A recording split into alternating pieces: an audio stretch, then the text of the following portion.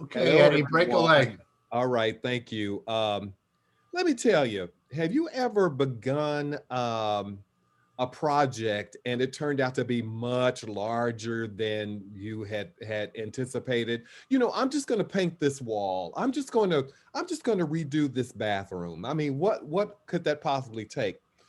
Well, it turns out that this little uh journey or excursion that we're all going to take this morning turned out to be a larger story than I had anticipated, and it's created a great deal of serendipities, and I asked a lot of questions, and I got some really big and deep answers, too deep and too vast and too broad and too thick to go through in a short amount of time. But I just wanted to tell you how much I appreciate the opportunity to sort of learn about histories and intersections of cultures and traditions that I only had a small glimpse of. And I hope that this will pique some of your interests as well.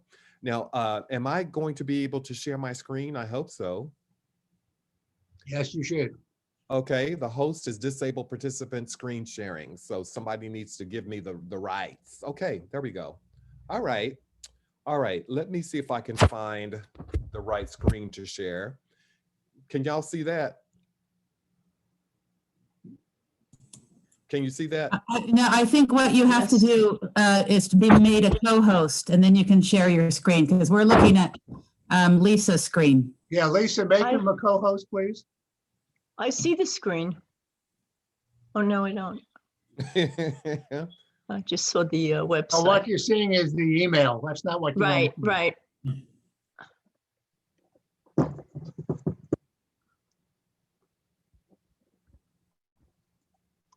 I love technology.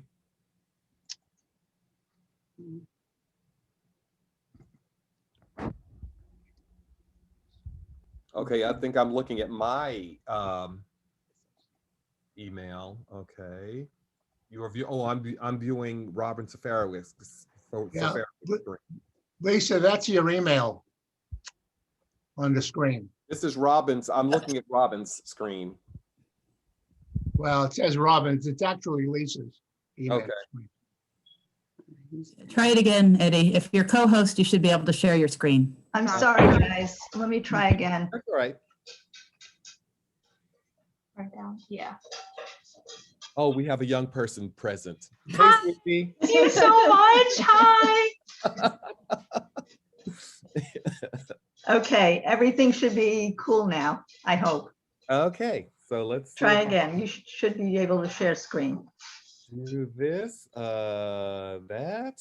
Can you see that? Yeah, we go. Good. Okay. All right. Yes. So that is not me. When I first saw this picture, I was like, oh, what am I doing in this picture? Okay. So this is sort of our conversation this morning about the Jews of the African diaspora, an exploration of the intersection of race, culture, religious traditions through the movement of humanity from one, it should say one continent to another. It sounds like a title for a dissertation, doesn't it? All right. Okay. So it's hard to believe that I first walked through the doors of Temple Israel of Northern Westchester for my first high holiday quartet rehearsal 30 years ago, this coming August. I was called by the then cantor Fran, and she told me that she had gotten my name from a friend and a fellow singer who could not accept the job because of a move. So I took it, and through numerous Temple presidents, Estelle Lentz, my first, Steve Samuels, my current, through 3 rabbis, 6 cantors, 1,000 matzo balls, many pounds of whitefish, and gallons of Manischewitz, I'm still here. Yeah. It's hard to believe that I ever walked into Temple Israel as a stranger. And over the course of rehearsals and preparations for the high holidays of 1991, I got to know my fellow choir members to a certain degree, and there was a great deal of music of the high holidays for me to learn. It represented a total immersion in sounds of the days of awe. And there was a lot of sight reading, a lot of music study. And the sounds echoed and reverberated in my mind for weeks after that initial high holiday season. In those earliest days, not many people in the congregation spoke to me. I was a bit of a novelty, as you can imagine. I would walk into the sanctuary in procession with the choir, and folks would look at me and I at them, and we give each other a kind of an awkward smile and go about our business. They to a pew and I to the loft in the bima. Here's this tall Black man standing in the back of the choir who seemingly came out of nowhere, and he's most certainly a ringer. And my presence provided fodder for congregational suppositions and bemusements. Longtime choir member and dear friend Gwen Fisher and others told me during warm-up before Rosh Hashanah morning services that Temple Israel was abuzz as to who this person was. No Black person in their right mind would be there unless he was Jewish or a Jewish heritage, right?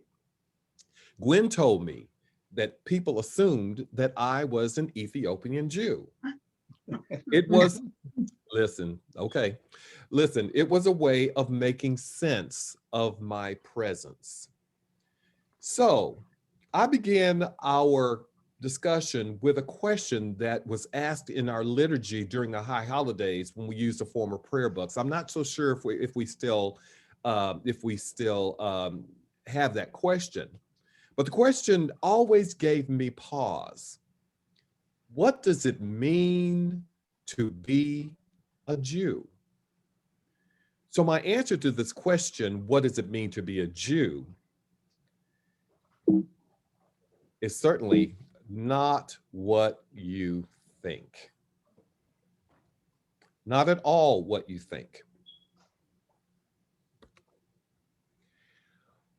Several years ago, there were some newly uncovered articles about Black cantors, or in the Yiddish vernacular, Schwarze Chazan, particularly Charles LaRue and others we'll touch on today, thanks to the research and scholarship of musicologist extraordinaire Henry Sapoznik, to whom I give a shout out for his wonderful work in researching these figures in a very important period in American, Jewish American, and African American history. Today, we will talk about intersections of traditions, religions, races, circumstances, geography, and culture. When I saw this picture of these beautiful Black and Jewish people, I was astounded.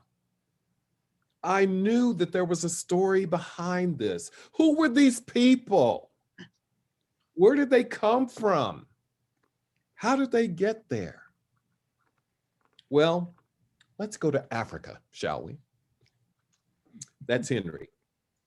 That's his website and blog spot. I recommend it highly. I was on one of his lectures last night in sort of preparation and getting me ready for this. Evidently, people pay attention to what's going on at Temple Israel of Northern Westchester. Last week, he emailed me because he had seen that we were doing this talk.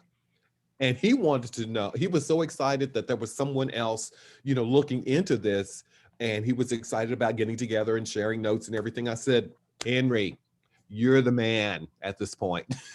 You're the guru of LaRue. And so I give him a complete shout out because most of what I'm telling you today is based on this good man's research over many, many decades. And he has done a fabulous job of chronicling some of these long forgotten lives of these cantors. Henry himself is a musician as well as musicologist. He lectures all over the place. He gives concerts all over the place. And my goodness, he plays the banjo. Many people don't realize that the banjo is an African instrument. It has roots in Africa. So thank you for your work, Henry Sapoznik. This is Harlem 100 years ago. A complete surprise to me. Let's see if we can sort of do a sort of a top of the trees scan of how these people got there, because they surely didn't get there on the A train. So let's move to Africa. There are ancient communities of Jews in Africa, which includes Ethiopia, West African Jews, Sephardi Jews, Mizrahi Jews of North Africa, and the Horn of Africa. Sephardi Jews and Mizrahi Jews living primarily in the Maghreb of North Africa, including Morocco, Algeria, Libya, Tanzania, as well as Sudan and Egypt. Some were established early in the diaspora, others after the expulsion from Iberia in the late 15th century. South African Jews were mostly Ashkenazic Jews, descended from pre- and post-Holocaust immigrant Lithuanian Jews. In the 7th century, many Spanish Jews fled persecution under the Visigoths of North Africa, where they made their homes in the Byzantine-dominated cities and along the Mediterranean coast. Others arrived after the expulsion from Iberia. Remnants of longstanding Jewish communities remain in Morocco, Tanzania, and the Spanish cities of Ceuta and Melilla. There is much diminished but still vibrant communities on the island of Jerba in Tanzania, and since 1948, and the war to establish Israel, which aroused hostility in Muslim lands, most of other North African Jews immigrated to Israel. And I know I'm telling you histories that you know, but it was very important for me to understand how people moved around, because there is connections, there are intersections of our history. Of the 7th century immigrants, some moved inland and proselytized among the Berber tribes, a number of tribes including the Derwawa, Ulejari, and some tribes in the Dagatun people converted to Judaism. Ibn Khaldun reported in the Kahina, a female Berber warlord who led the resistance against Muslim Arab conquests of North Africa in the 680s and 690s. There was a Jew of a Jawawa tribe. With the defeat of the Berber rebellion, none of the Jewish communities was initially forced to convert to Islam. African Jewish communities include Beta Israel, living primarily in the Amhara and Tigray regions of Ethiopia and sparsely in Eritrea. Beta Israel meaning House of Israel or Community of Israel, also known as Ethiopian Jews, are a Jewish community that developed and lived for centuries in the area of the Kingdom of Aksum and the Ethiopian Empire, which is currently divided between the modern day Amhara and Tigray regions of Ethiopia. Most of the community immigrated to Israel in the late 20th century. Berber Jews, the majority of whom were assimilated and converted to Islam, especially during the historical persecutions of the Almohadic and Caliphate in the Middle Ages. The modern population of Berber Jews in Africa now number about 8,000 in Morocco, with the majority having immigrated to Israel in 1948, since the Arab-Israeli War, along with smaller numbers scattered throughout Europe and North America. Historical communities which no longer exist in Africa due to assimilation, such as the Jews of Bildad and El Sudan of West Africa, who existed before the introduction of Islam to the region during the 14th century, and various relatively modern groups throughout Africa, most of whom claim some form of Judaic or Israelite identity and or ancestry.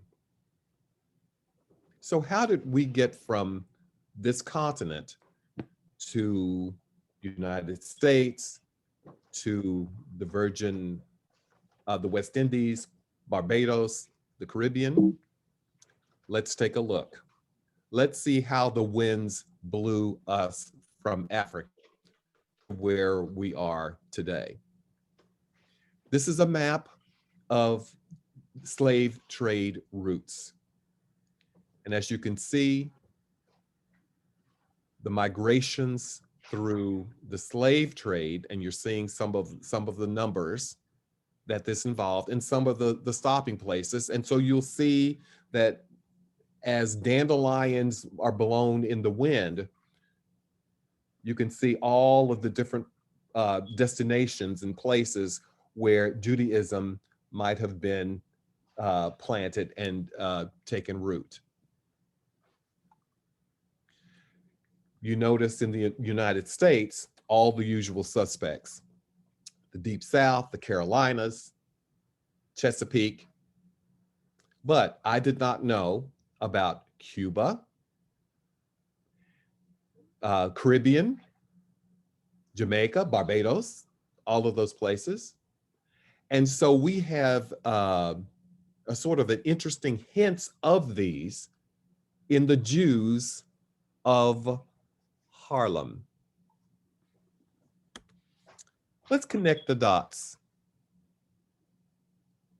African American Jews are people who are both African American and Jewish.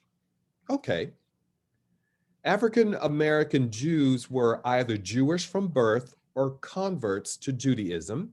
Many African American Jews are of mixed heritage, having both African American, Gentile, and non-Black Jewish ancestors. Jews with African ancestry who lived in the Americas since the colonial era before the 1820s, the largest Jewish community were in the Caribbean, as were the largest communities of Jews with ancestral ties to Africa. Of the Caribbean Jewish communities, Suriname had the most sizable African American Jewish population. European Jews in Suriname converted both people they enslaved and the children of Jewish men and women of color. Incorporation of enslaved people into Judaism was so important that in 1667-68, Dutch Jew Solomon Levi Maduro published Sefer Brit Yitzhak, which contained the names of 7 ritual circumcisers in Suriname, along with prayers for converting and circumcising enslaved people. Although initially most Afro-Surinamese people entered Judaism through conversion, by the end of the 18th century, many members of the African American Jewish community had been Jews from birth for several generations. By 1759, Afro-Surinamese Jews, sometimes referred to by scholars as your African Jews, had formed their own brotherhood called the Dare Yesarim, Path of Righteousness. Dare Yesarim both educated Jews of color and provided a place where Afro-Surinamese Jews could worship without the inequities and distinctions made by the this is a hard word to say, Paramaribos Neve Shalom and Tzedek Ve Shalom congregations. Does that make any sense to people? Okay, I see some heads nodding. Thank you. In 1817, Dare Yesarim was disbanded and its members were absorbed back into the city's two white-run synagogues. Late 18th century census takers tabulated that 10% of Surinamese Jewish communities was non-white. One historian suggested, however, that by the end of the 18th century, the majority of Jews in Suriname may have had at least one African ancestor, even though they were considered white at the time. During the 19th and 20th century, some members of the Suriname's community traveled north and settled in North American cities. For example, in 1857, a German Jewish journalist interviewed several African American women who worshiped at Congregation Shearith Israel in New York, who had immigrated from Suriname. Other early African American Jews also came to the United States from Jamaica and Barbados. Caribbean Jews both became members of white-run Jewish synagogues in the United States and helped form early African-American synagogues in Harlem in the first part of the 20th century. Aha! Several historic Jewish congregations in the United States mention early African-American worshipers. Lucy Marks, we're not sure when she was born, she died in 1838, who lived and worked for the Marks family of Philadelphia, was known as a devout observer of the precepts of Judaism and sat in the women's section of Mikveh Israel during services. Upon her death, the Marks family successfully petitioned to have her buried in the Spruce Street Cemetery, where today she rests in an unmarked grave next to Haim Solomon, a prominent Sephardic Jewish businessman and political financial broker who immigrated to New York City from Poland. Billy Simmons, who died in 1860, we're not sure when he was born, attended services at Beth Elohim in Charleston, South Carolina, even though its constitution forbid people with African ancestry from being members. By the first part of the 20th century, at least 8 different African-American run religious organizations self-identified as Jewish. Most trace connections either to the Caribbean or Ethiopia. And today, African-American Jews worship both in predominantly African-American synagogues and predominantly mixed congregations. An aside about Jewish slave owners. Jewish slave ownership practices in the southern United States were governed by regional practices rather than Judaic law.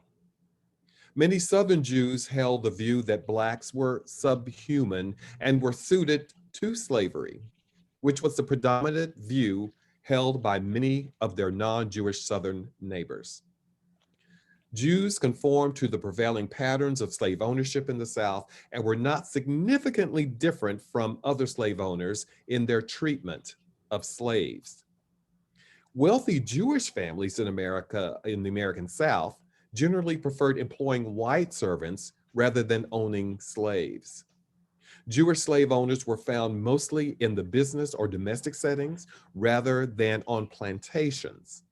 So most of the slave ownership was in the urban context, running a business or as domestic slaves. Jewish owners freed their Black slaves at about the same rate as non-Jewish slave owners. And Jewish slave owners sometimes bequeath slaves to their children in their wills, just as their non-Jewish counterparts did.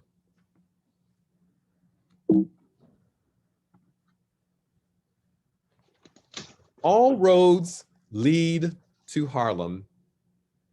So from our well-known post-Civil War and post-Reconstruction history, we know that there was a huge influx of Blacks to northern cities because of poor economic opportunities, Jim Crowism, and the rise of the Ku Klux Klan, which was a backlash to the widespread and radical changes in the South society brought on by Reconstruction.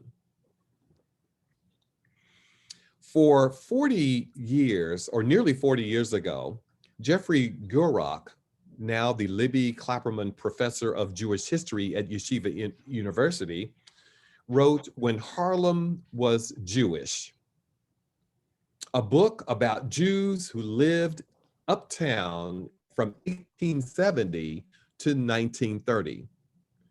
Now Gurok has released his second book, The Jews of Harlem, The Rise and Decline and the Revival of the Jewish Community. Enrolled in the PhD program at Columbia, Gurok chose Black Jewish relations as his dissertation topic, something very, very thick. His mentors advised him to truly understand his chosen subject. He needed to focus his research on the place where the two groups lived together. All he had to do was look out his window and there was a perfect subject, Harlem. After decades of research and fascination and involvement in the neighborhood, Gurok was delighted to be known as Harlem's Jewish historian. A few facts about Harlem and Jews. Fact one, more Jews once lived in Harlem than anywhere else in America. In 1917, Harlem was home to the second largest population of Jews in America and the third largest in the world, about 175,000 strong. The Lower East Side and Warsaw were the only other communities that could claim more Jews than Harlem, approximately 350,000 on the Lower East Side and 343 in Warsaw, respectively. Gurok explains the demographics of the area. In East Harlem, Jews shared the neighborhood with Italians. LaGuardia was their district leader and congressman. In Central Harlem, the population was German, both Jewish and non-Jewish. North of 125th Street was the early Black enclave, he says. As of 1920, 70% of Manhattan's 107,000 Blacks lived in Harlem. In the 1920s, an additional 175,000 moved in. How the two groups got along is a complicated story, Gurok says. There's no one Jewish story pre-World War II, he says. There were some Jewish real estate operators in the early decade of the century who tried with their Christian counterparts to keep Blacks out of the neighborhood. At the same time, pre-World War II, almost the entire white population in the Black areas was Jewish. Jews showed no special disinclination to living with African Americans. Interesting fact number two. Before 1930, there were two distinct Jewish Harlems. One was East Harlem, which Gurok defines as 96th Street and the East River to Fifth Avenue, north to the Harlem River. The other was Central Harlem, 110th Street to 125th Street, Fifth Avenue to Morningside Avenue. And the further you moved westward, the better you were doing. Gurok says that Central Harlem was a home of the hero of Abraham Cahan's 1917 bestseller, The Rise of David Levinsky. The titular character was a poor immigrant boy from Russia who made his way to America and the Lower East Side, became wealthy in the garment center, moved up to Harlem to an elegant apartment overlooking Central Park. East Harlem was a home of a very different kind of Jewish family, and the example Gurok chooses was quite real. Gurok's own paternal grandparents. As he explains, they lived in a tenement at 100th Street and Park Avenue where their 4 sons shared one bed. Interesting fact number 3. 2 of present-day Harlem's most imposing church buildings were once synagogues. Central Harlem before 1930 had 40 to 50 synagogues, some quite formidable. East Harlem had 150 smaller ones. Those in Central Harlem that still stand have since been converted to churches, but Jewish symbols are still visible on their facades. The institutional synagogue was built diagonally across from Ohab Zadek at 37 West 116th Street and was the first synagogue in America to have a community center complete with a pool, an art room, and more. The founder's intent, according to Gurak, was to get people to come play and stay to pray. Ohab Zedek is now the Harlem Baptist Temple Church, and the institutional synagogue is now the headquarters of the Salvation and Deliverance Church. Number 4, some of the 20th century's most prominent Jews lived in Harlem. One of the first Jewish residents of Harlem was Benjamin Peixoto, sent in 1870 by President Ulysses S. Grant as an envoy to Bucharest and charged with expressing America's antipathy to Romania's persecution of Jews.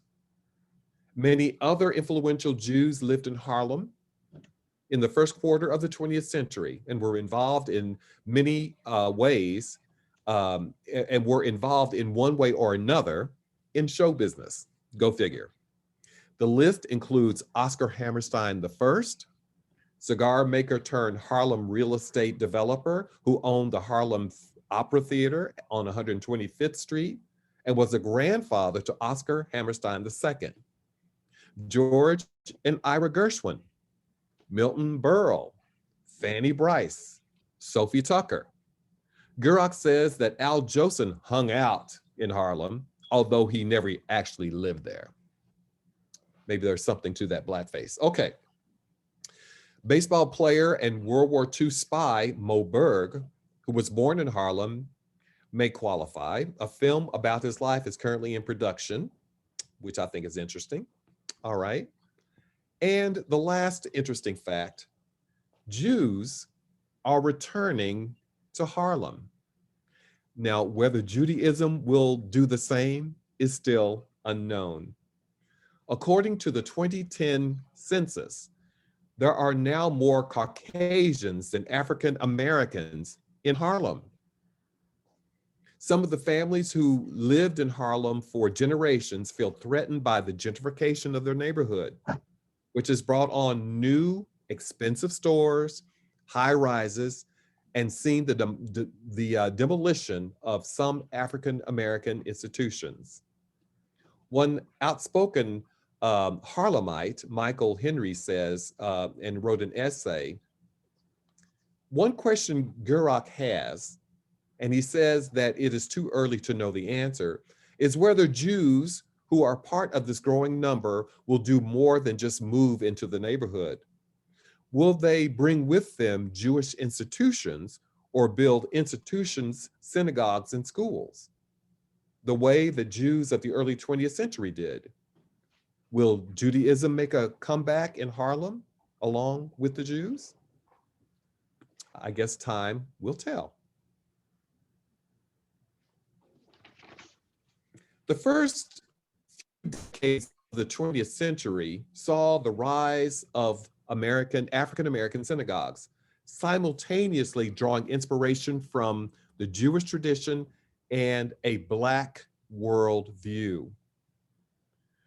What accounts for this rise is manifold.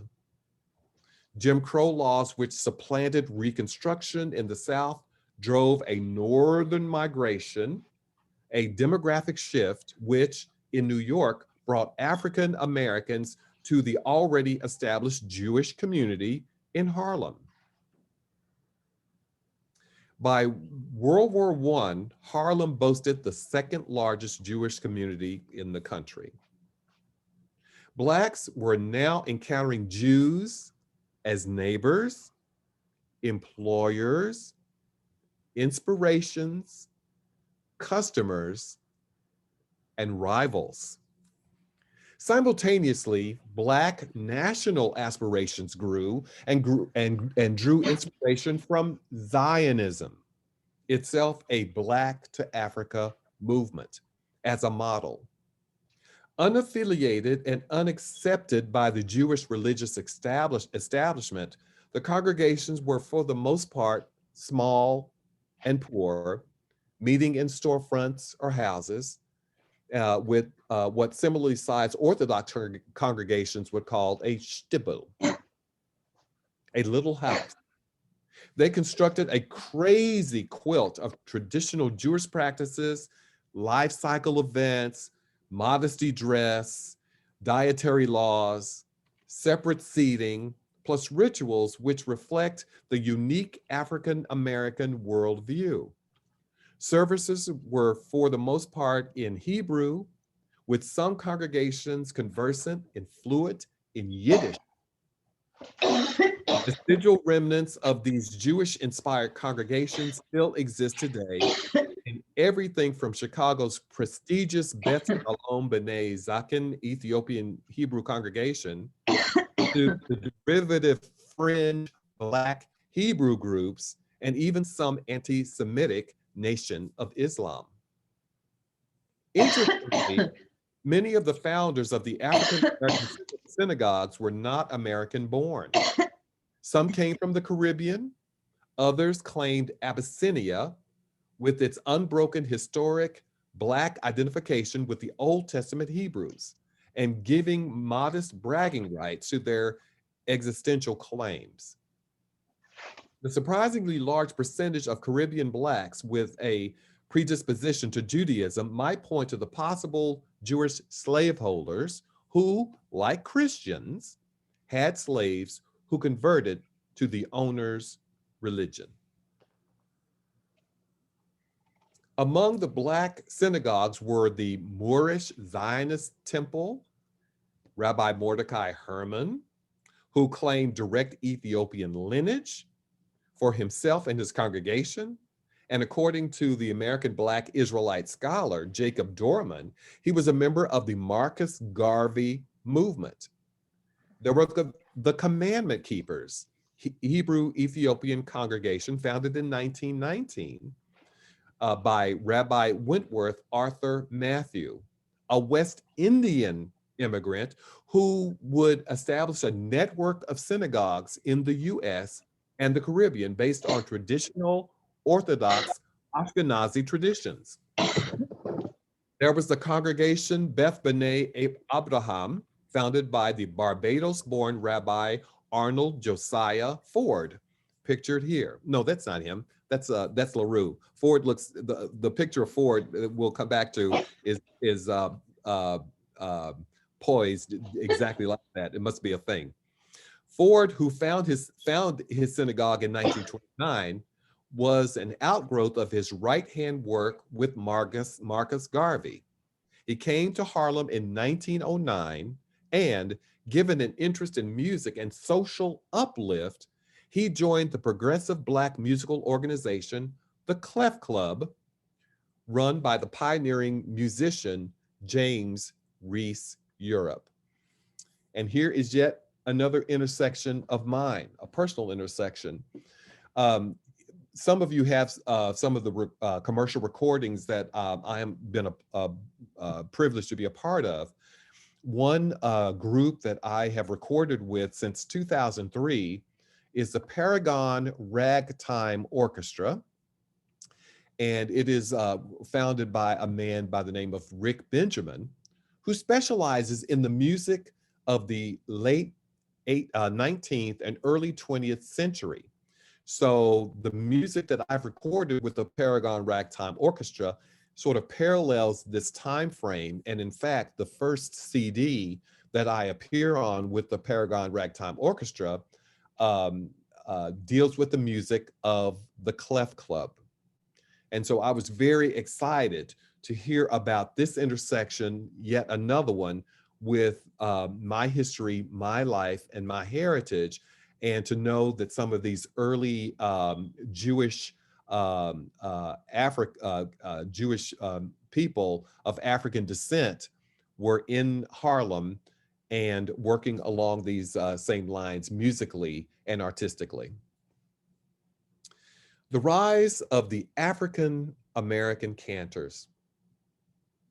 It is not surprising that in tandem with the rise of Black synagogues, there would be a sort of a concomitant rise to those who served the synagogue among them, and that was cantors. But we have to ordinarily have been sheltered in community function in the wake of vaudeville, Yiddish theater, and expanding, popular culture. They began to break out of these bubbles, if you will. The fact is that cantorial singing had already briskly migrated out of the synagogue and onto the popular secular stage, thanks in no small part to the giddy excitement brought about by the commercial sound recordings from 1900 to 1942. Nearly 40% of all American Jewish 78s were cantorial singing, the largest percentage of any Jewish music genre. And I'll say that again. Nearly 40% of all commercial American Jewish 78s were of cantorial singing, the largest percentage of the Jewish music genre. That brings me back to our tastes as a culture back then. And I go back to my recordings of the Paragon with the Paragon Ragtime Orchestra. I was a part of a recording of the early years of Irving Berlin. And when you release these CDs, then they're out, they're being criticized and critiqued by reviewers and things. And I got to sing, "Oh, How I Hate to Get Up in the Morning." "Oh, how I hate to get out of bed." So Rick Benjamin gave me that one to sing. And I felt very nervous about that because that's a song that everybody knows. And I was afraid of what might happen with regard to being reviewed of this very popular song. One reviewer aptly points out that some people thought that our interpretation of the singing was a little bit too formal or too operatic, if you will. But the reviewer pointed out that in our culture at the time, bel canto singing was the standard, no matter what genre music you were singing, be it opera, be it popular song, be it love songs, be it jazz tunes or whatever. That type of singing was pervasive. It was just good singing. And so he gave us a great review for the Irving Berlin CD because it was genre specific and it was correct for the time period. So there was some really good singing done. I mean, think about it. There was always good singing all the way to the 20s and 30s and 40s. Things didn't change really until we started hearing that rock and roll business. Am I right? Back when music was music, good singing was good singing, all the way up to the to the 60s. Bob, stop it. All right, moving on. I see all of you. All right. Yiddish Black cantors. They did exist.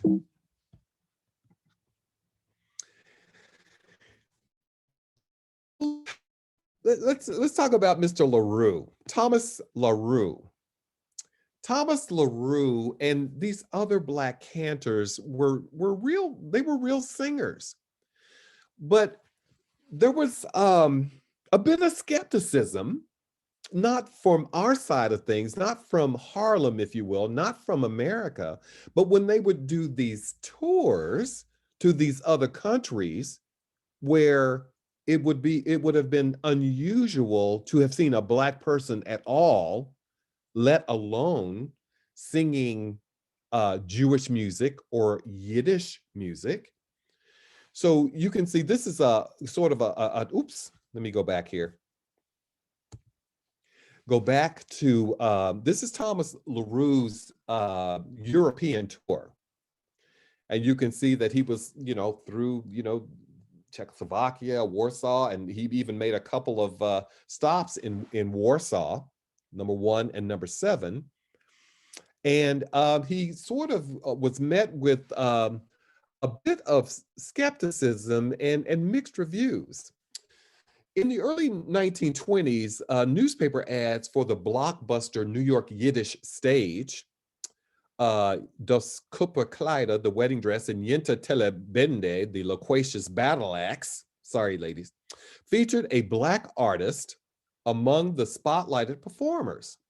This was Thomas LaRue, a Yiddish speaking singer widely known in the interwar period as the Schwarze Chazan. Now, listen, I can't even say that without having some kind of Yiddish twist to it. I mean, it just, the Black Cantor. Although long forgotten now, LaRue, who sometimes used his surname of Jones, was among the favorites of the Yiddish theater and cantoral music, reportedly raised in Newark, New Jersey by a single mother who was drawn to Judaism. He even drew interest beyond the US, as we can see from his tour.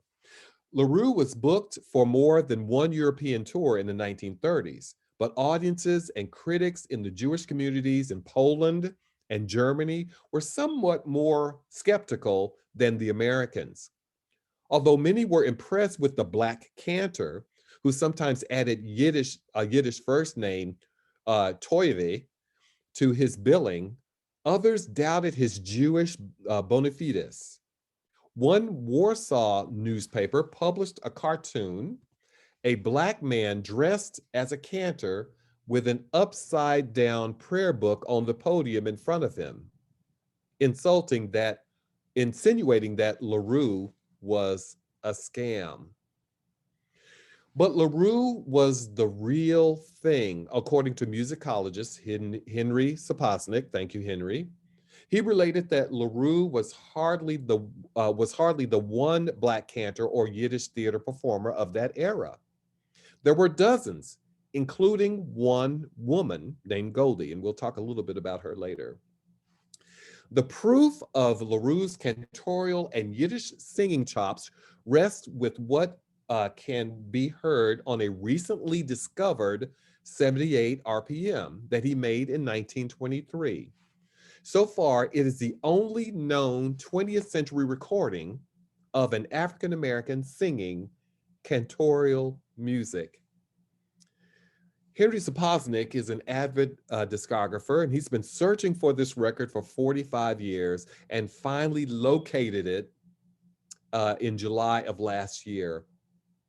Ironically, Sapoznik rediscovered the disc at the Sounds Archives of YIVO Institute of Jewish Research in New York, which he himself founded and directed from 1982 to 1995. And he says, from time to time, I put out calls to my network asking if anyone has seen this recording, but I would never get any answers. At a certain point, I thought, this is crazy. I'm just not going to ever find it. And amazed Sapoznik told the Times of Israel in a video interview from his home in New York. Sapoznik's prolonged quest for this particular recording led to this exciting discovery of other forgotten Black cantors who were on the lecture concert circuit in the Jewish world and were more or less contemporaries of LaRue. While some Black cantors broke out of this cantorial soloist and stars in the Yiddish stage, Others mainly served as congregational cantors. They did this in Black synagogues in Harlem, which sprung up in the first decades of the 20th century as Blacks moved upward because of Jim Crow and better opportunity. Harlem was initially and primarily a Jewish neighborhood, so Black newcomers came into regular contact with Jewish neighbors. This, together with the rising Zion-inspired nationalism, to form their own congregations to which they practiced Jewish rites and used Hebrew and Yiddish languages. And this is to my question: what does it mean to be a Jew? And in some cases, the answer is, you must look like me and conform to my concept of Judaism, but not so fast. I'm going to attempt to play this recording for you of this piece of music. And this is more of a photograph of what this man looked like, Thomas LaRue Jones. And he and the other cantors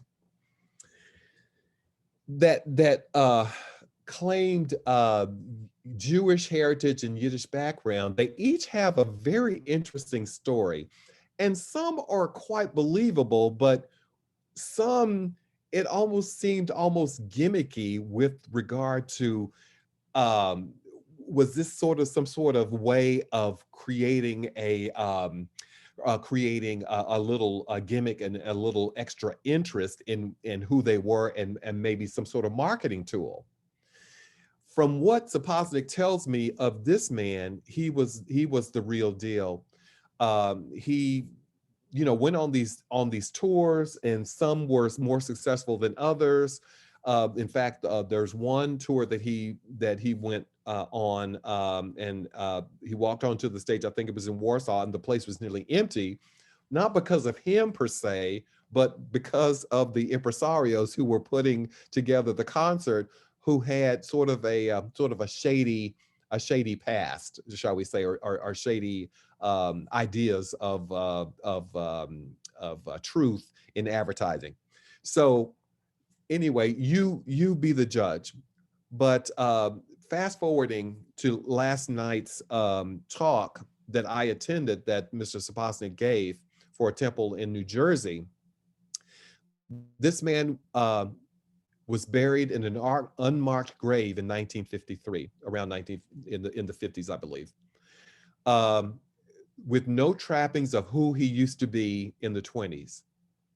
And because Henry Saposnik found an obituary of this gentleman here, it gave his address, it gave the name of the funeral home, and it gave the name of a cemetery in, I think, Linden, New Jersey. And so Mr. Saposnik is beginning to start a fund to raise a monument, to raise a marker for Thomas LaRue, the Black cantor. So you may be hearing some more about that later.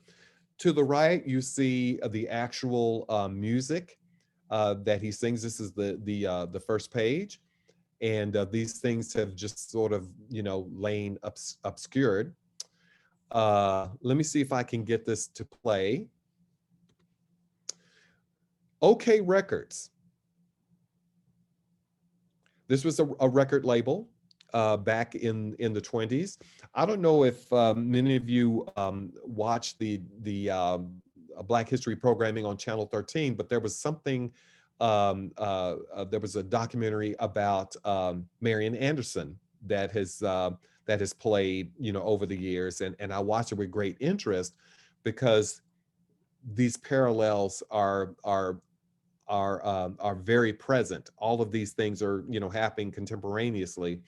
And I'm so grateful that even though recordings were in its infancy, many of these recordings have not survived. We have a few. So I'm going to let you listen to a song, and just give me a thumbs up if you actually hear this. If not, we'll have to do something else to share the sound, but let's give this a try.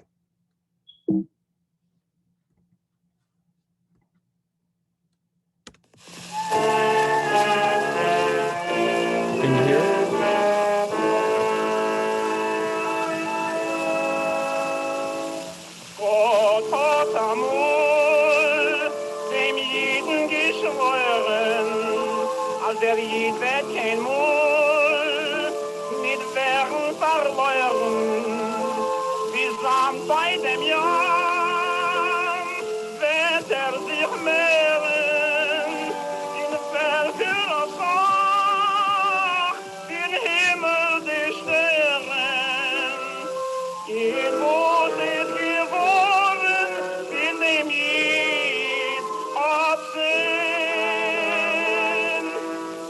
Der Goya der Scheune macht im Pogromen, sein Blühhalten fließen, fing wie in Stromen.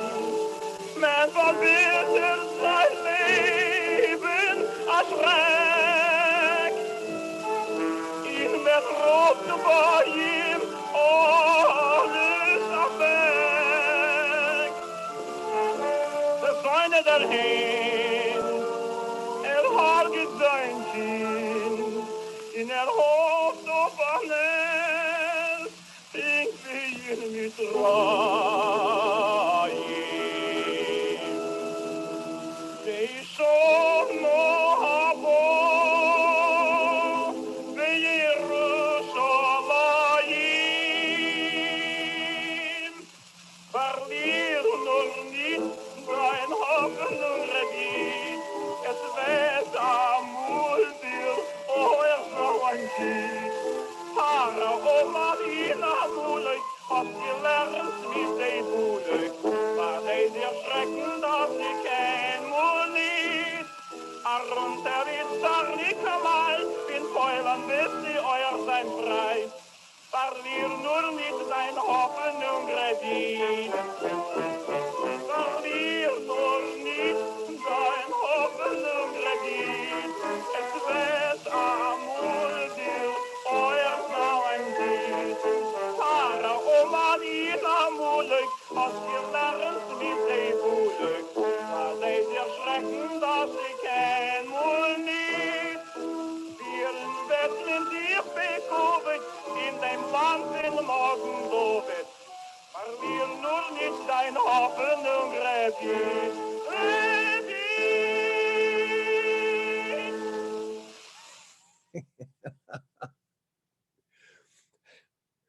Amazing, right? Listen, let me be the first to tell you that Jewish music, particularly when I hear these cantors wailing, Jewish music is soul music, okay? Let me just be the first to tell you, it's soul music. It gets you. You don't have to understand a word of Hebrew or a word of Yiddish. You hear it. And I kind of get tickled at this recording because, you know, he's singing really, really well. I would love to, maybe someday they'll figure out a way to take these old recordings and sort of, you know, take out all the hiss and the pop and everything and sort of give us the full depth and breadth of the voice so we can hear them actually as they were heard. But I'm glad that we have this. This recording was made nearly 100 years ago, 98. It's just astounding that he is reaching to us with the message. Don't give up. You know, keep going. All right. And this is after the great pandemic of 1918, when you think about it. And here we are in that same pattern. All right. So people that were reviewing these voices, I mean, of course, when he and others would go into these impresario offices or these Asian offices and say, I'm a black cantor, I sing Yiddish. You can just see the guy behind his desk is like, yeah, I'll bet you do. And then they showed that they have the chops. Here's another character. Look at that man. Look at him. William Henry Joseph Berthold Bonaparte Bertoloff, AKA Willie the Lion. he got his nickname because he was a drummer, I believe, in World War I, and he was recognized for his bravery. And here's another character that Saposnik calls, he says that it's all about the backstory. And Saposnik would sort of look at the facts that these people lay out about their lives. Particularly this man who claims to have been raised in Newark, New Jersey, and he lived next door to a rabbi who educated him along with his own children and that sort of thing. So Saposnik actually found, some maps of of Newark, New Jersey, which showed, where Blacks and Jews lived and that sort of thing. And in some cases, the stories don't quite line up. And so we just kind of leave it at that. But, just like we learned in the musical, you got to get a gimmick. Okay. So I'm going to be a Black Yiddish speaker. And believe me, there's something about the way they truly internalize the music and the feeling. I don't know how, I don't know why. I have some ideas, and perhaps we can talk about them in the question and answer, why certain people want to eschew what the traumas that they endured because of who they are, because of their race or their religion or whatever, and then take this on wholeheartedly. I can kind of understand, Blacks coming from the South being treated poorly by Christian folk, and then wanting to assimilate into more of a Jewish culture, because seems to be more of a tie back to Africa, and wanting to get back to, who they really and truly are. I don't know. We'll have to discuss. But this is Willie the Lion. He became a renowned jazz pianist. I mean, look at him. Look at that punum. Look at that face. Look at that attitude. Look at that swagger. And he's not even moving. He's like, yeah, I'm all that and a bag of chips. Yes, feel me. That this picture makes you just stop. I mean, you see his confidence. You see his poise, you see his self-possession, and you know that there are some stories behind those eyes with that little bit of smoke rising up. What a character. He became renowned as a jazz pianist, billed himself in Yiddish on his calling card, der Yiddische Chazan, the Yiddish cantor, but in English as the Hebrew cantor. Regardless, his father was reportedly Jewish, and he grew up in Newark, New Jersey, among Jews, and spoke Yiddish. He received religious instruction and bar mitzvah preparation from a local rabbi who taught him alongside his own children. Others like him claimed exotic backgrounds. David D. Kalskrita HaKohen der Falash, David Cohen, the calligrapher from Abyssinia, claimed to be from the Ethiopian port city of Massawa. He knew 29 languages and is said to have studied in Paris and Palestine. He said he was trained by a cantor in Russia, married a Jewish woman in Pinsk, and had 2 children with her before coming to the US, thanks to a position as a translator in the US Army. This Willie the Lion, back to him, he was a member of the Cleft Club. Another connection, another intersection with me. He proclaimed his Jewish connection, and in his memoir of 1964, Music on My Mind, Smith pays homage to his Jewish father, his youthful years in New Jersey, his Jewish neighbors, the Rothschilds, they have a name, and in a story which closely mirrors the childhood experience of Louis Armstrong, who himself had an intervention with a Jewish family. The Rothschilds allowed Smith to not only receive religious instruction from local rabbis along with their children, but the rabbi took great pains with him when he saw how receptive he was in preparation for his bar mitzvah by teaching him the vast literature of cantorial modes and articulations. You could say, this is Willie the Lion speaking, you could say that I'm Jewish partly by origin and partly by association. Smith wrote in his memoir that as it turns out, that I favored the Jewish religion all my life, and at one time served as a Hebrew cantor in a Harlem congregation. Very interesting fellow. I like him. I like your swagger, Willie the Lion. Goldie de Schwarze Chazante. That is very hard to say. I have to tell you something. About 20 something years ago, I spent 2 summers in Bregenz, Austria. They have what they call the Bregenzer Festspiele, which is an outdoor theater.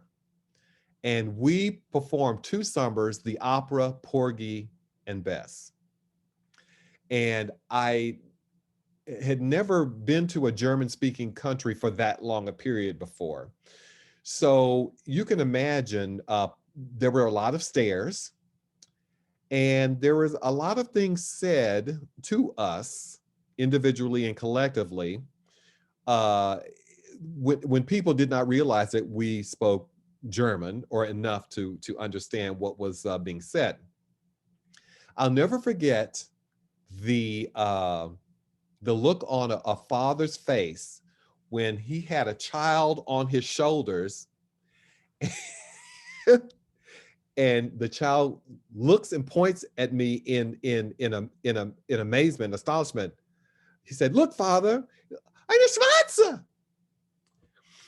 And I will never forget the withering look on the father's face when that child said that.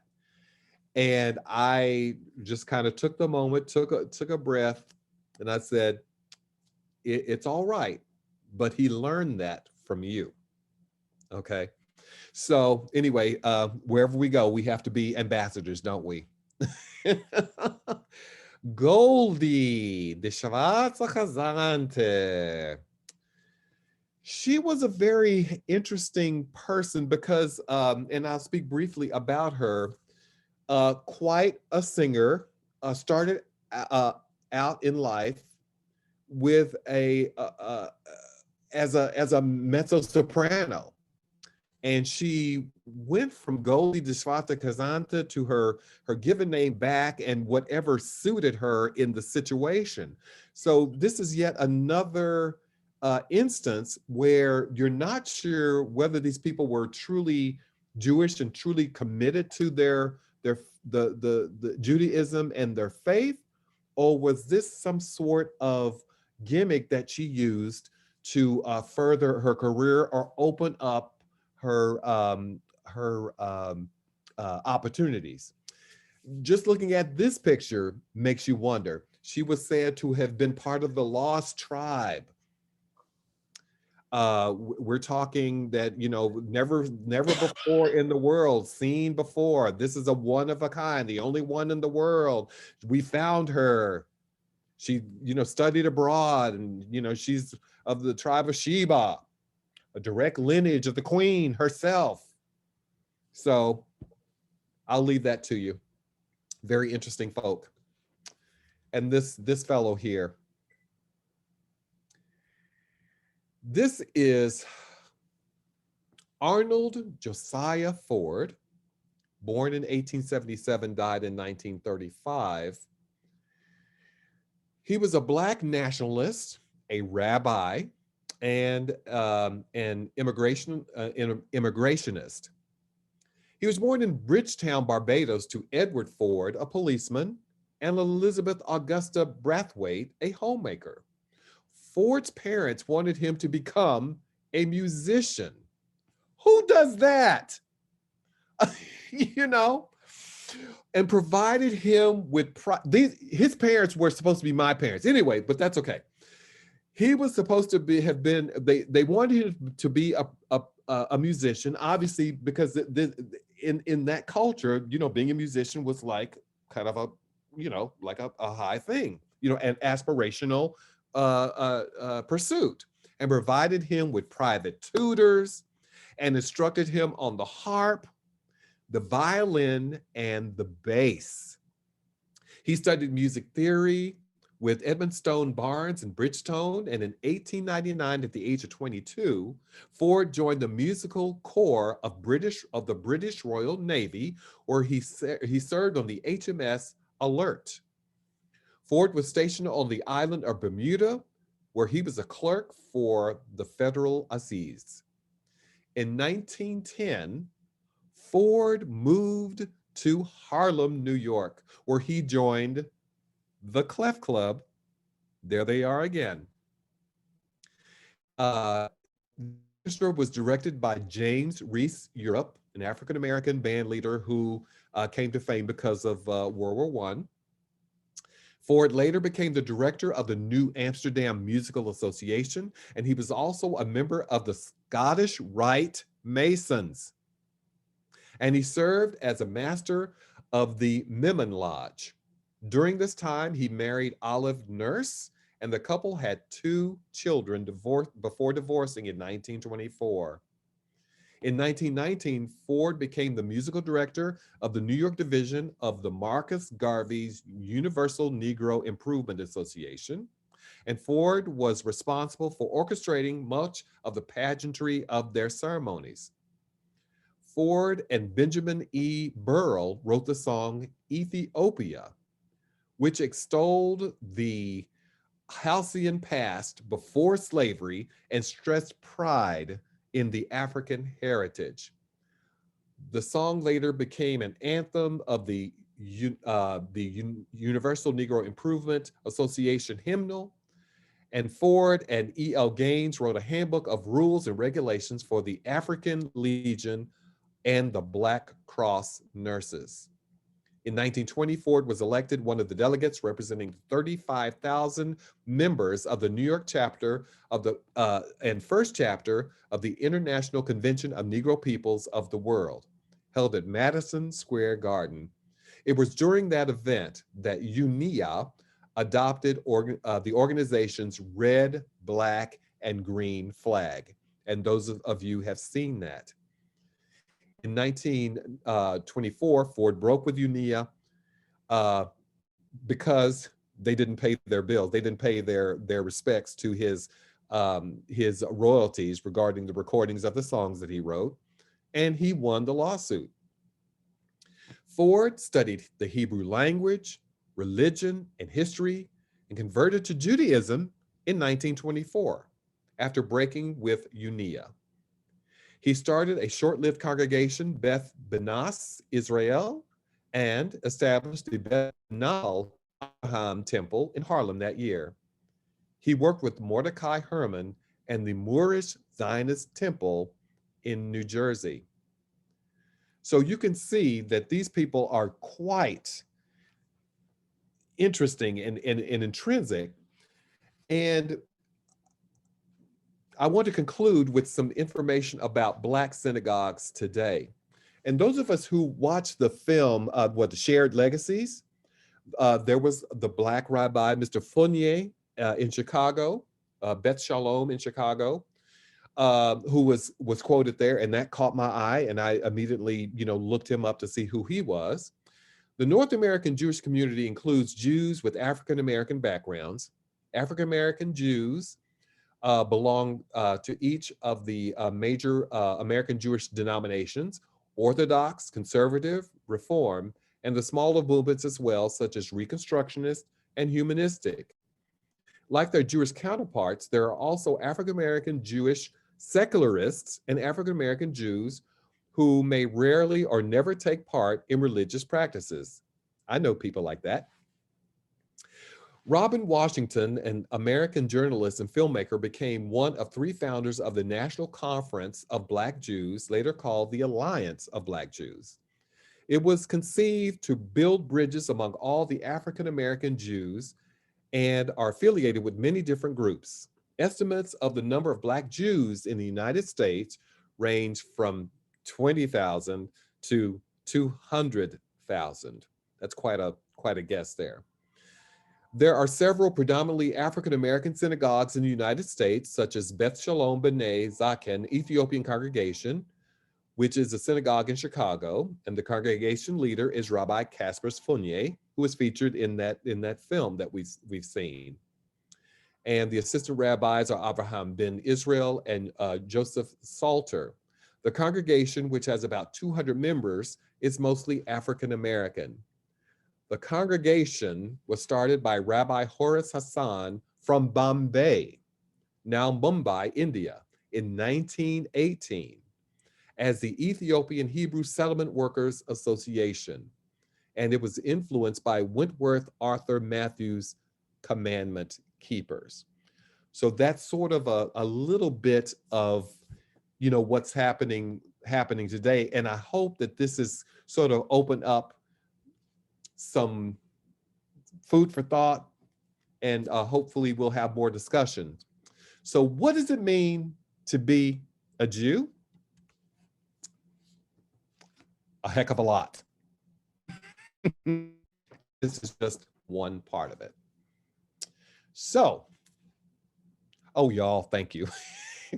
This was a lot. So if you would, the powers that be, if you would unmute unmute us all, and some thoughts, corrections, just give me your overall impressions, because I had so many questions, and I would love to look into more in depth these cantors now that I understand how they got in Harlem in the first place. So questions.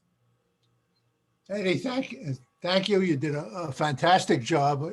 I mean, Well, it shows how much time you put into it and how much research you put into it.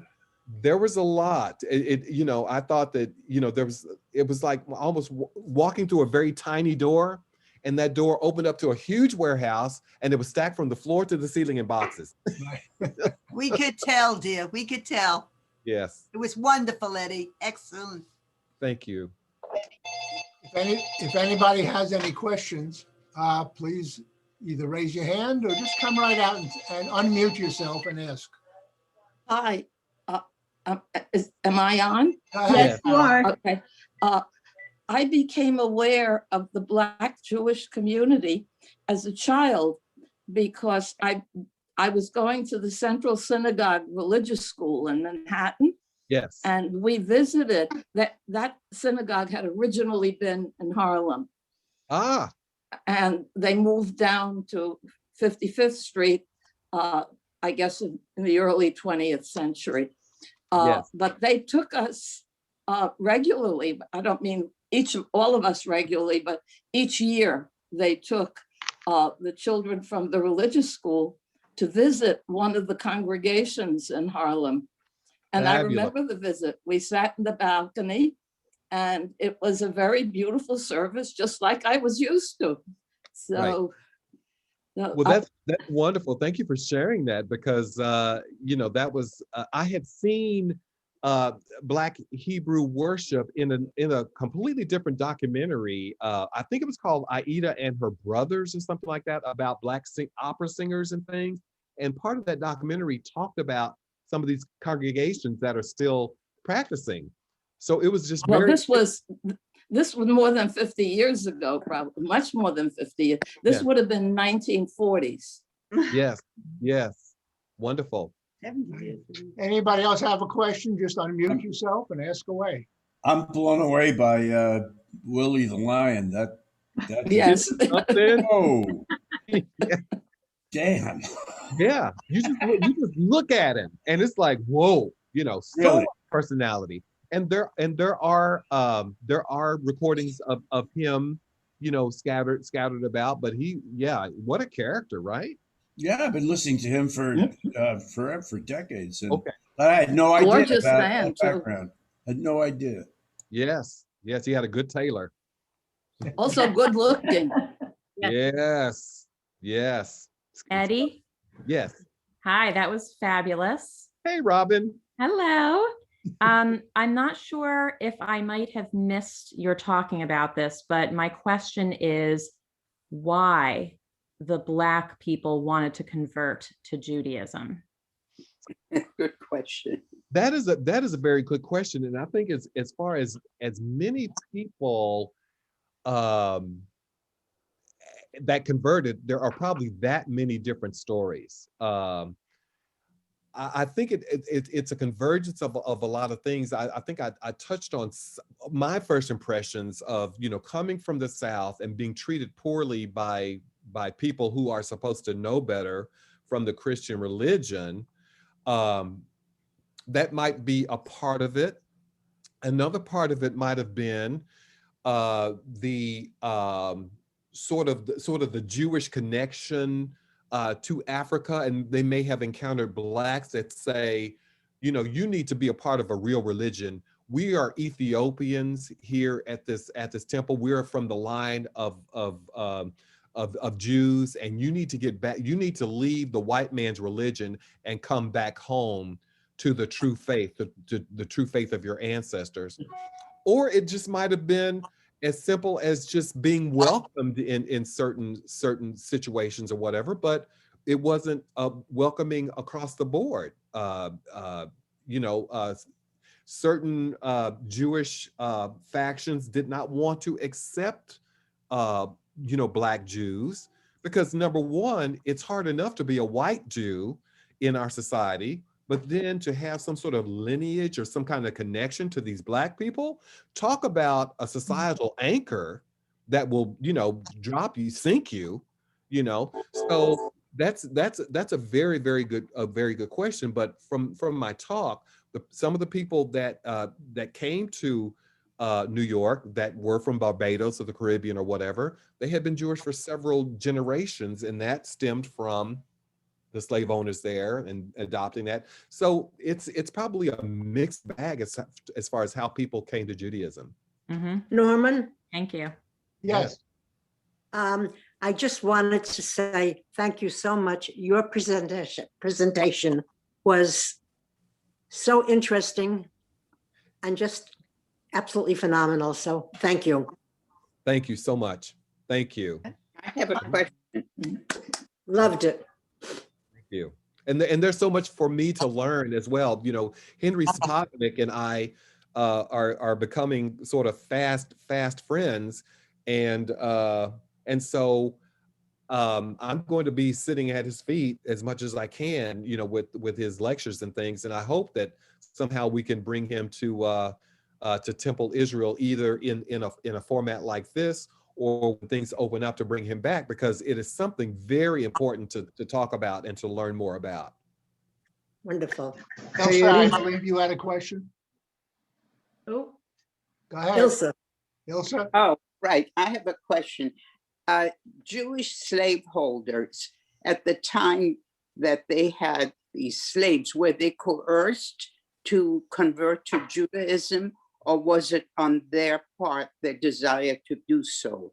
And that would actually also apply to the Christian slaves. Was it their choice, or was it made for them? Well, I think in some cases it was made for them. And let me just parallel it with the Christian side of things. Yeah. I'm familiar with it, and I know that there's got to be a parallel. I just saw a wonderful documentary about the Black church, and people use religion. They can use religion not as something that is supposed to be uplifting, but it's something that is to control the slaves. Okay, so on one hand, slaveholders wanted to teach their slaves religion to keep them compliant to keep them obedient. And they would take out all of the scriptures that talk about Moses standing up to Pharaoh and leading all those people out. They took that out. They didn't want that. They wanted the Jesus, if you will, of the meek and lowly and obedient. They did not want slaves reading, because That's right. the Jewish story is about exodus and change and freedom and deliverance. You don't want slaves knowing that. Okay.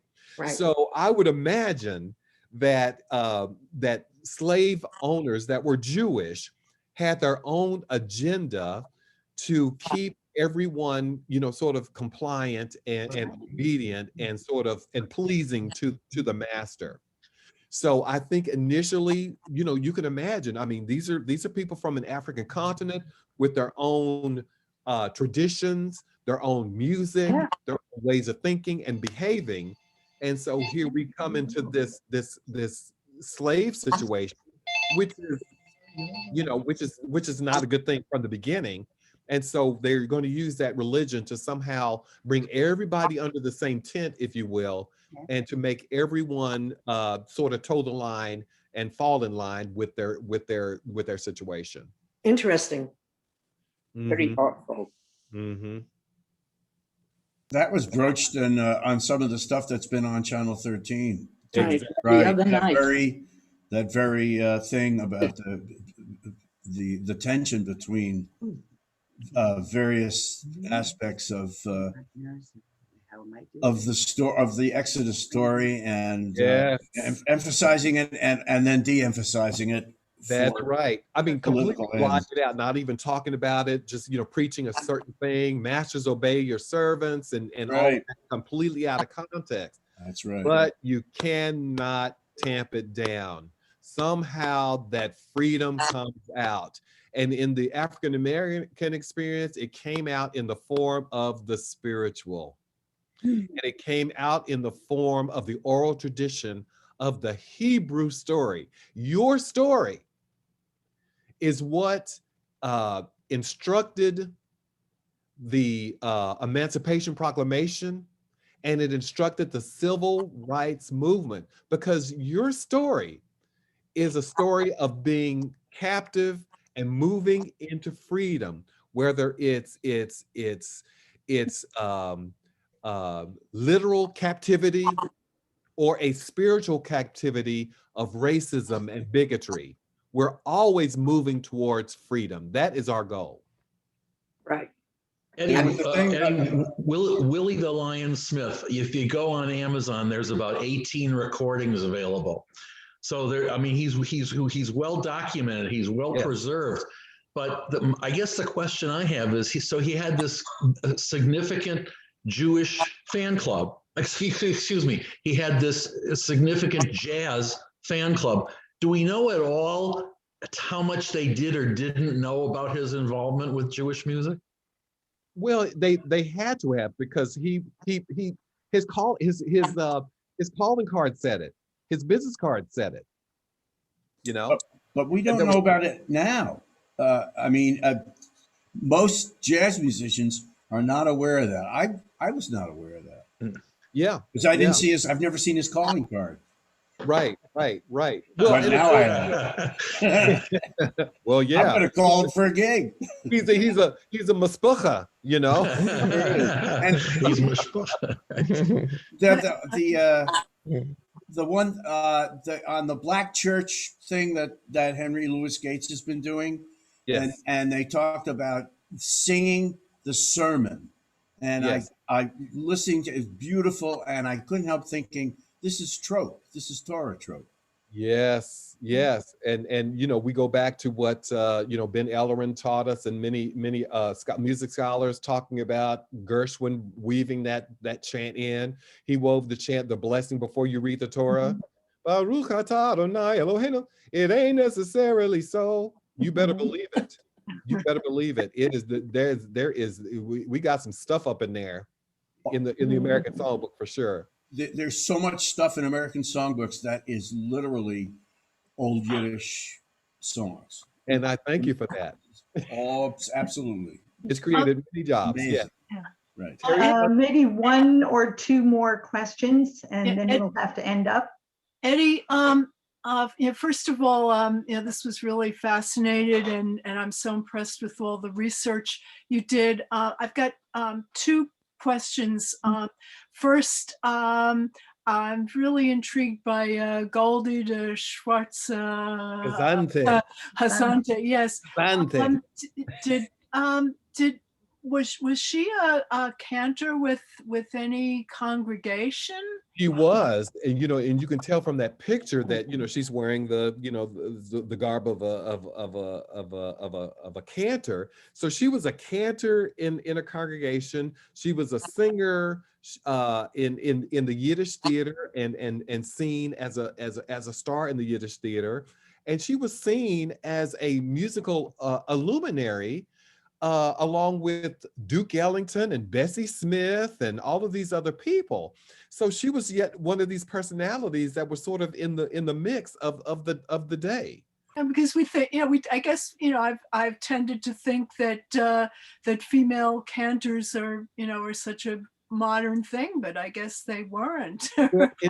But again, there are always certain pockets of glimmers of places where people can work. I mean, long before women's suffrage was a federal law, there were certain states that women could actually vote. Like out in California and up in North Dakota. Late 1880s, Wyoming was the first state. And so, there was these little places, and of course, being Black and a woman and a cantor, that would either close a lot of doors or it will open certain doors because it's so exotic. And she played up on the exoticism, given her the backstory that she concocted, part of a lost tribe and all of this, and she made it work to her advantage. And she would change her name depending on what audience she was performing for. So, and see, each one of these is a whole lecture in and of themselves.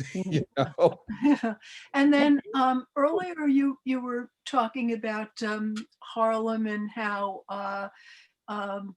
you said Jews were moving back into Harlem, and you referenced the 2010 census. Now, John and I were census enumerators this past summer, and we never asked any questions about religion. So I'm wondering how you come by this information that it's Jews that are moving back into Harlem. I mean, what is your source of that information? Okay, well, I did a Google search and came along, several articles, including Wikipedia, which is, of course, 100%, accurate in everything that they report. But I have no idea how they would know that, but I do know if you watch the headlines that there is a tension with the regentrification of Harlem. Which is coming full circle. I think Ken Burns did one of his wonderful documentaries about Harlem some time ago. And in fact, I think he did. It was either him or David Hartman and this other gentleman. They would do these walking tours of New York, and they would focus on the different boroughs. And Harlem was originally designed to be an enclave of the wealthy people, big apartments and co-ops and real estate, and it didn't happen. It created, Harlem was touted to be this promised land of New York City living at its finest, and people didn't want to move up that far. That was like the outskirts. And so the original idea of Harlem and what it was first designed and first, thought to be or conceived to be was completely different from what actually happened. Okay. So you had all of this real estate being built up. The big dream didn't happen. And so you had all of these people to move into Harlem to fill in those vacuums, if you will. Yeah, it used to be the boonies. Yes, exactly. Which is kind of funny, but that was the thinking back then. I don't want to go all the way up to Harlem, Yeah. So Okay, that's a well, very good question. But yeah, I have no idea how they would know that. But I do know because of, if you're just watching the headlines and watching what's happening, you Mhm. know that people are moving into Harlem, buying up all of that real yeah, I estate. know it's getting more gentrified, but Yeah. I Yes. wasn't aware it was supposedly by a preponderance of Jews. So I'll have to look into it more. Yes. Thank Well, you so much. Fantastic talk. thank you. Thank you. And keep me apprised if you find something out, Okay, will do. yeah, how we found that. Okay. Eddie, as you can tell by the chat log on the right, this has been one of your best performances.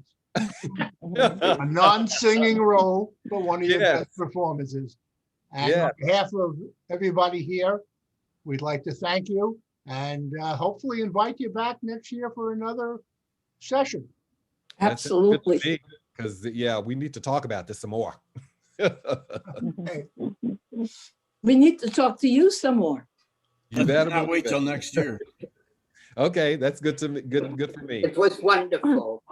Thank you. Thank you so much for your attendance and thank you for your support. I really and encouragement. I Love really you, appreciate Eddie. it. Love you too. Miss Thank you. Thank you.